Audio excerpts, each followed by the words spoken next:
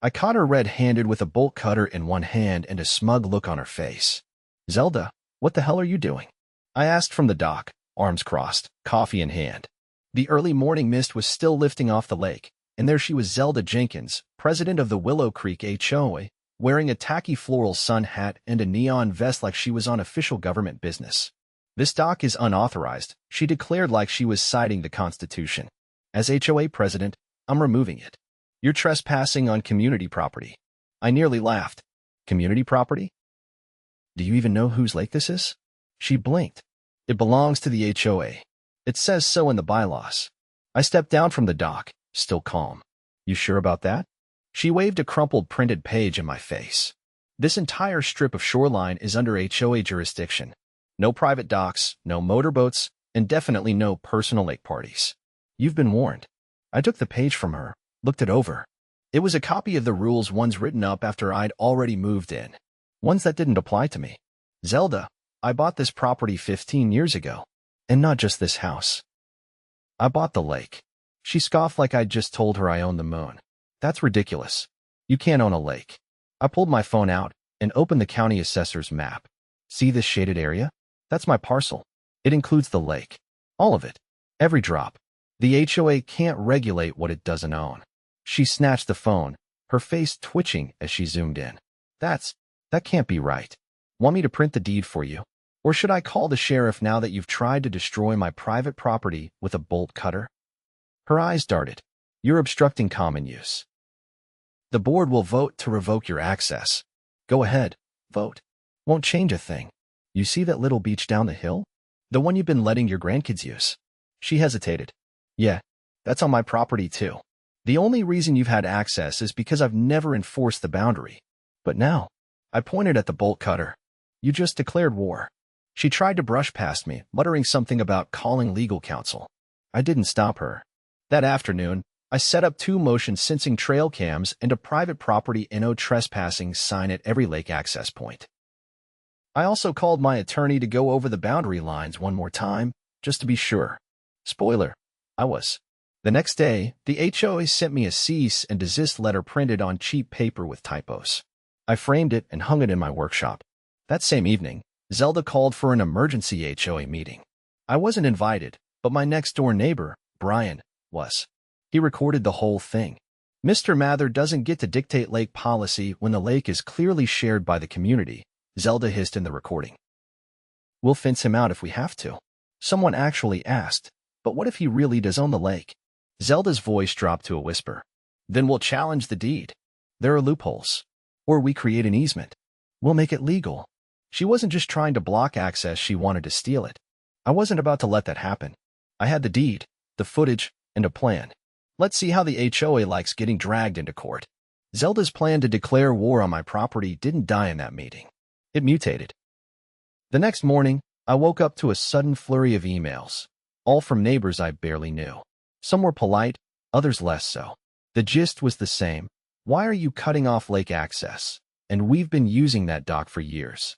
One even accused me of hoarding natural resources. I didn't respond. Instead, I forwarded the email chain to my lawyer, then walked outside to check the trail cams. One of them had been tampered with, lens scratched, card missing. The other still worked.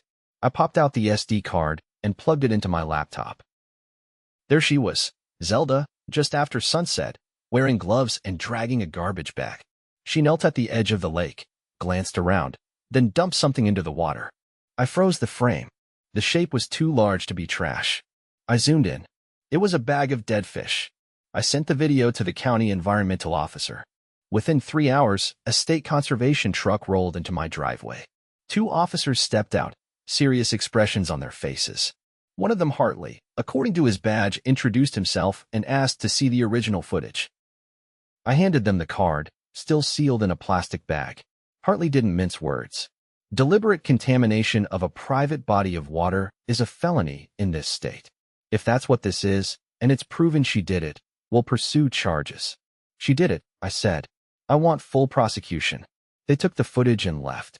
2 hours later, a sheriff's deputy knocked on Zelda's door. She didn't answer, but the patrol car stayed parked across from her house until nightfall. Meanwhile, Brian dropped by my place carrying a box of manila folders. You're going to want to see this, he said. I pulled the HOA's financial history from the last 6 years. You won't believe what they've been doing. He laid out the documents on my kitchen island. At first glance, it looked like standard HOA budgets. But then I spotted something odd: recurring payments labeled maintenance contract paid out to a company called Lakeshore Solutions. The address listed was a P.O. box. I looked closer. The checks were all signed by Zelda. Lakeshore doesn't exist, Brian said. I checked the business registry. It's a shell. I think she's been funneling dues into a fake company account. Did you tell anyone else? He nodded. I showed this to Paul, he's the treasurer. He flipped out, said he never signed off on any of those. She's been forging his name on approvals. I sat back, stunned. You realize this is embezzlement and fraud, and possibly mail fraud if she used the P.O. box to receive payments. We scanned the rest of the documents. Over $30,000 in questionable payments. Repairs that never happened. Fencing that was never installed. Landscaping projects that no one remembered seeing. I've got a friend at the district attorney's office, Brian added. She said if we can get 3 board members to sign a formal complaint, they'll open a criminal investigation.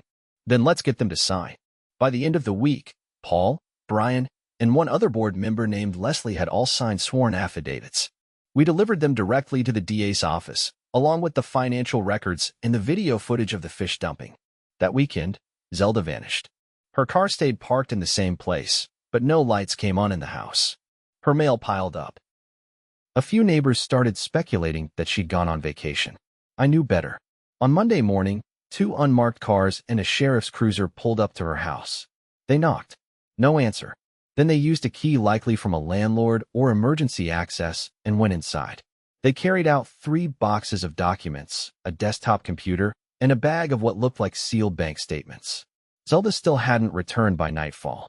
The next day, the HOA held a mandatory meeting, this time called not by Zelda, but by Paul, now acting president. He held it in the community center near the tennis courts. It was packed. Paul stood at the front, visibly uncomfortable. I want to start by saying that the allegations against our former president are serious, and as of this morning, under formal investigation. We're cooperating fully with law enforcement. Murmurs rippled through the crowd. He continued. We've also discovered that several of the rules passed in the last 2 years, including the lake access restrictions, were never properly ratified. They're invalid. I raised my hand. So the dock issue? Paul nodded. You were right. It's your property. The HOA has no claim over the lake, and we're issuing a public statement to that effect. Someone else asked, what about the money? Paul's face tightened. The DA has frozen the HOA's main account pending forensic audit. We're working to establish a temporary fund to cover essential services. After the meeting, neighbors approached me one by one. Apologies. Regrets. A few offered to help with repairs on the dock, which had been vandalized sometime during the week. I'd rather help clean up the mess inside the HOA, I told them. That's where the real damage is. The next morning, I received a call from Officer Hartley. Thought you'd like to know we've confirmed the fish were commercially purchased and deliberately poisoned with a solution containing formalin. That's a violation of at least 3 state codes. Is she in custody? Not yet. We've issued a warrant. We think she fled the county. Later that week, I got a letter from the Department of Environmental Protection. They were formally recognizing the lake as privately held and affirmed my sole maintenance authority. I framed it too, but this time, I didn't hang it in the workshop. I put it right in the front entryway. By the end of the month, the community rallied to elect a new board. Brian ran for vice president and won in a landslide. Leslie took over as treasurer. The bylaws were rewritten with full transparency, and a new clause was added requiring third-party audits every fiscal year. One afternoon, as I was fishing off the dock, Brian sat beside me with a cooler and a grin. Think she'll try to come back? If she does, I said, casting my line, she'll find out the hard way this lake doesn't forgive twice. He cracked open a soda. You know, you didn't just clean up the water. You cleaned up the whole neighborhood. I didn't answer. The line went taut. I reeled in slowly, eyes on the lake. Justice, like fishing, takes patience. But when it bites hard. 3 weeks passed. Zelda was still missing. The sheriff's department had officially listed her as unavailable for questioning, but everyone knew what that meant. Her blinds remained shut, her garden overgrown, and her mailbox eventually overflowed until someone from code enforcement taped a warning to the front door. I'd like to say things had settled down after that, but storms don't just vanish. They roll in slowly, and sometimes the worst damage comes after the thunder stops. It began with a knock at my door on a Thursday morning. Not a neighbor this time. A man in a navy suit with a leather briefcase and a badge clipped to his belt. "Mr. Mather?" His tone was crisp, but not unfriendly. "Special Agent Cruz. I'm with the Financial Crimes Division of the State Bureau of Investigations. Mind if I come in?" I stepped aside and offered him coffee, which he politely declined. He opened his briefcase on my dining table and set down a thin folder. "We've been conducting a parallel investigation stemming from the HOA's financial misconduct," he explained. "We recently obtained warrants to access Zelda Jenkins' personal accounts. What we found goes a lot deeper than community embezzlement." He slid the folder toward me. Inside were copies of wire transfers, some with foreign routing numbers, others with names I didn't recognize. These were funneled from the HOA's operating account over a period of 4 years. Roughly $78,000, all told. I looked up. Where did it go? Mostly into an offshore holding company registered in the British Virgin Islands. But that's not the part that made us escalate. He pulled out a photograph, a scanned copy of a property plat map, marked in red ink. My lake. My land. But with one difference, there was a dotted line cutting through the shoreline, labeled Proposed Community Easement. "We found this in a folder on her home computer," Cruz said. "She submitted it to a private land use consultant 3 months ago. She'd filed paperwork to reclassify your property as a low-impact public resource. That's not even legal without my consent." He nodded.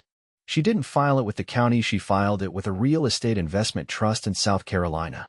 They were evaluating the site for potential development." I stared at the photo.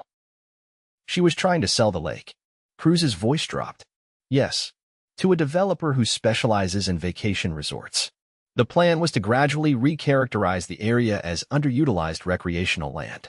Then, once she'd manipulated board approval, they'd claim the HO had primary stewardship rights. She was going to steal it out from under me. That's why we're here. This isn't just fraud or public misrepresentation. It's attempted land theft. And if what we've uncovered holds, it may involve conspiracy charges." He stood, gathering files. "We'll need you to testify when the time comes." I nodded. "You'll have everything you need." After he left, I stepped out onto the dock and looked down at the water. The wind skimmed across the surface, but beneath it, there was stillness. That lake had been mine since the day I bought the property. I'd maintained it, cleaned it, stocked it. And now I learned someone had tried to sell it like it was theirs to give away. That night, I called Brian and told him everything. The following morning, he arranged a closed-door meeting with the new board. Only 5 people were present: Brian, Leslie, Paul, myself, and a county land use attorney named Rachel who had been brought in as an advisor. Rachel laid out additional documents, copies of attempted zoning inquiries submitted under Zelda's name. She had also found records of several meetings Zelda had held off-site with individuals tied to the developer. She was laying the groundwork for months, Rachel said. The language she used in the filings made it sound like the community had agreed to a shared-use model. But she never got consent. "It's all fabricated." Paul leaned back, rubbing his temples. "We've been sitting on a powder keg." Brian turned to me. "We need to notify every homeowner, hold a public hearing, and vote to issue a formal retraction of any claim the HOA ever made about access rights to your lake." Rachel nodded. "That. And you'll want to pass a resolution barring any future board from attempting to alter the property boundaries without unanimous consent of all affected property owners." The vote passed unanimously. 2 days later, every mailbox in the neighborhood received a letter signed by the board and notarized by the county clerk. It stated clearly and plainly, "The Willow Creek HOA recognizes that the lake and all associated shoreline property are the private and sole legal possession of Mr. Mather. No member of the HOA has claim, access, or rights to this property without his explicit permission." It was official, and it was ironclad. But the fallout wasn't over. That weekend, a black sedan showed up in front of Zelda's house. A man stepped out dressed in dark slacks and a button-down shirt. He spoke briefly with the sheriff's deputy stationed nearby, then used a key to enter the home. Brian and I watched from across the street. "Who's that?" he asked. "State-appointed conservator," I replied. "They're doing a full inventory. The court froze all her assets after the fraud charges were filed. Brian whistled low. She didn't just bet the farm. She bet the whole neighborhood. By Monday, word had spread beyond Willow Creek. A local news van showed up. They parked near the community pool and filmed a short segment about small-town corruption with big consequences. They interviewed Paul and referenced the pending charges, but didn't name me directly. I was fine with that. The next day, I received a call from an attorney representing 3 former residents who had moved out years ago after disputes with the HOA. They'd seen the news and wanted to know if I'd be willing to join a class action suit against Zelda and any future board members who had signed off on her fake contracts. I agreed on one condition, that any settlements be used to create a community legal defense fund, so no neighbor would ever be bullied into silence again. They agreed. 2 weeks later, the district attorney held a press conference. Zelda had officially been indicted on 5 felony charges: misappropriation of funds, attempted land fraud, falsifying public records, conspiracy to defraud, and environmental contamination. She's looking at 20 years, Brian said, reading the article aloud from his phone. And the DA says there may be additional charges pending once the developer's involvement is confirmed. Good, I said. She earned every hour of it. The next day, I received a certified letter from the Bureau of Land Management. They had reviewed the private ownership status of the lake and issued a formal statement clarifying that, due to the deed's original language and purchase structure, the lake could never be reclassified without federal oversight. No one would ever try that trick again. That evening, I hosted a gathering at my dock. Not a party. Just a quiet meal with neighbors who, for the first time in a long while, didn't feel like they were walking on eggshells. Paul showed up with his teenage daughter. Leslie brought her husband and a bottle of wine. Brian manned the grill. We ate, we talked, and for the first time in months, no one mentioned bylaws or violations. As the sun dipped behind the treeline, I stood at the edge of the dock and looked out at the lake. Its surface was glassy, undisturbed. A heron skimmed low across the water, wings nearly touching.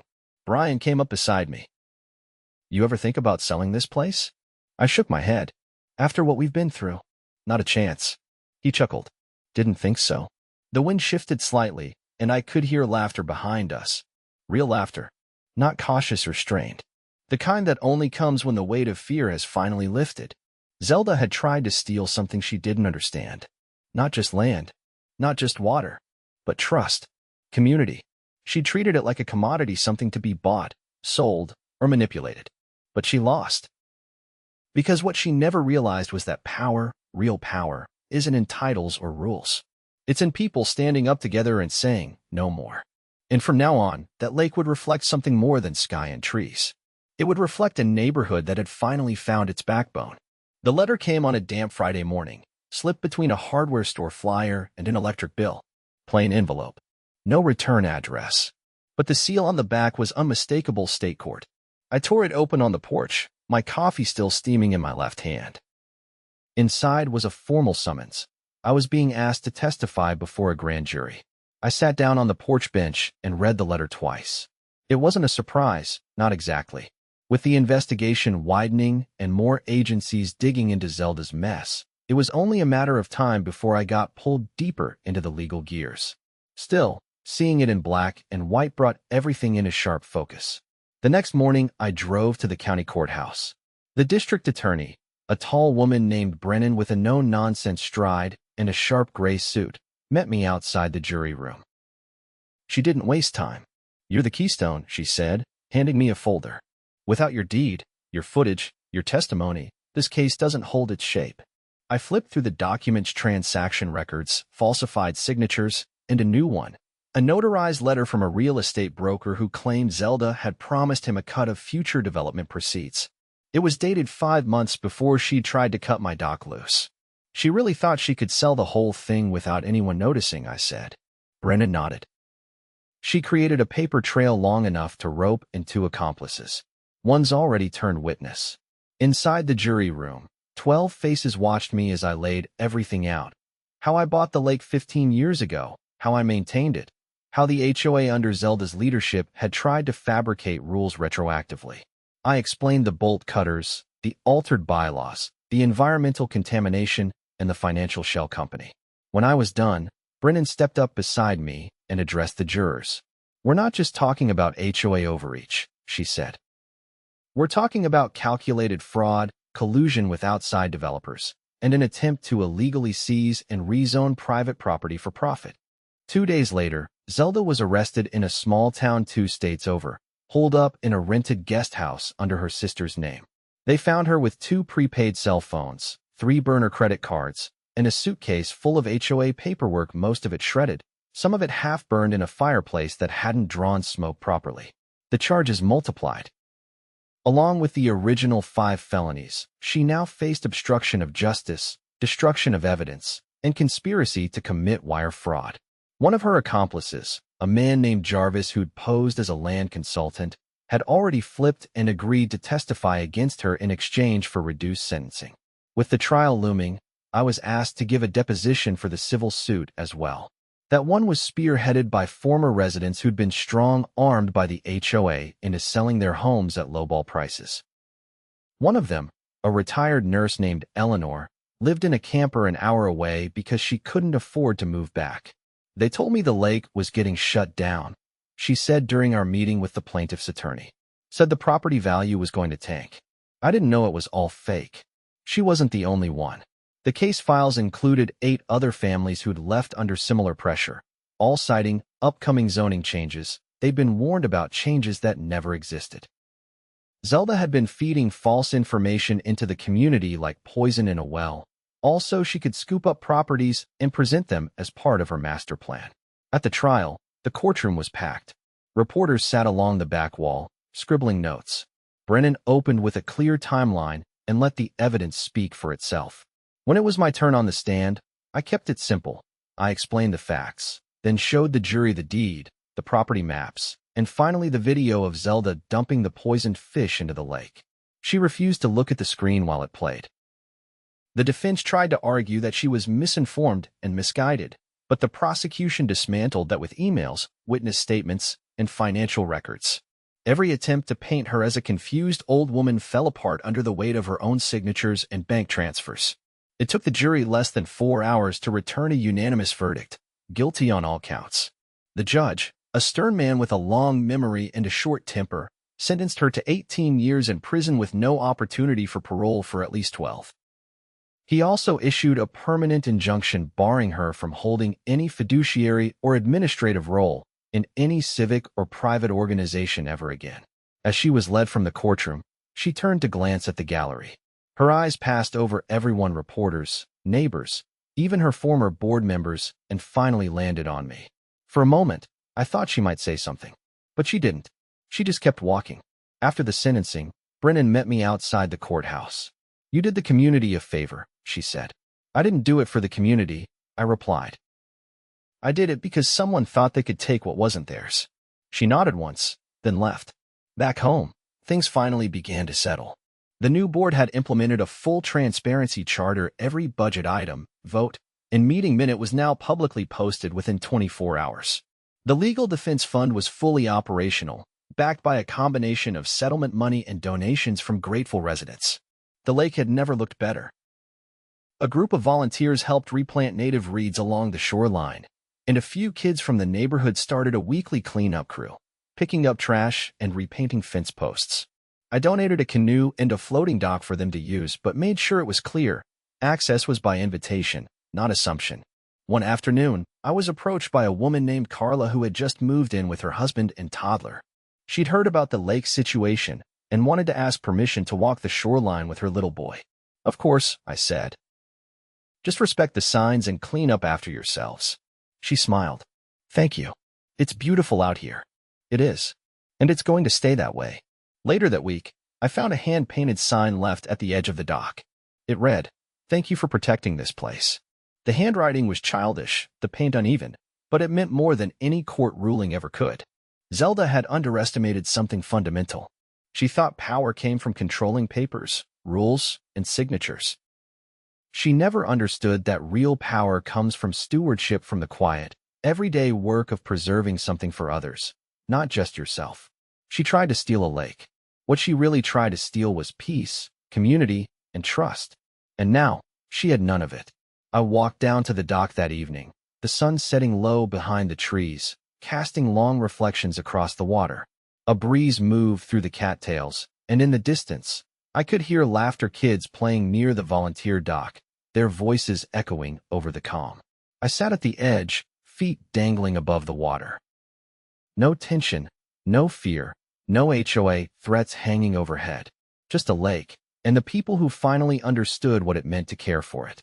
And I didn't need to own the whole world. Just this patch of it. Mine. Guarded.